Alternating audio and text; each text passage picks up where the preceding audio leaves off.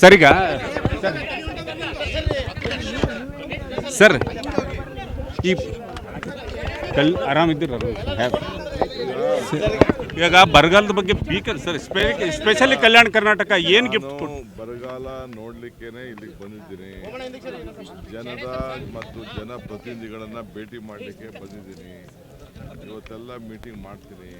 ತಿರ್ಗಾದಾದ್ಮೇಲೆ ಇನ್ನು 2-3 ದಿನ ಬಿಟ್ಟು ಬೆಳಗಾವಿಗೂ ಕೂಡ ಹೋಗ್ತಾ ಇದ್ದೀನಿ.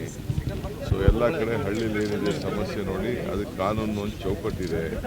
ಬರಗಾಲ ಘೋಷಣೆ ಮಾಡೋದು ಸಮಸ್ಯೆ ಬಗೆಹರಿಸಬೇಕು ಅಂತ ಈ ಬೇಡಿಕೆಗಳೆಲ್ಲ ಜನ ಎಲ್ಲ ಕೊಟ್ಟಿದ್ದಾರೆ.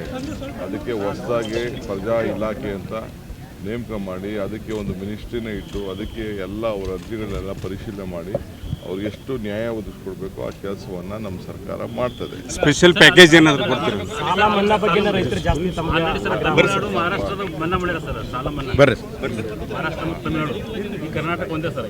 ಎಲ್ಲಿ ಸಾಲ ಯಾವ ಸಾಲ ಅದೆಲ್ಲ ಪರಿಶೀಲನೆ ಮಾಡೋಣ, ಆಮೇಲೆ ಮಾತಾಡೋಣ. ಈ ಬರ ಫುಲ್ ಟೀಮ್ ಯಾವಾಗ ರೆಡಿ ಆಗುತ್ತೆ ಸರ್? ನಿಮ್ಗೆ ಸರ್ ಇಂಗ್ಲಿಷ್ ಮೀಟಿಂಗ್ ಆಗಲಿ.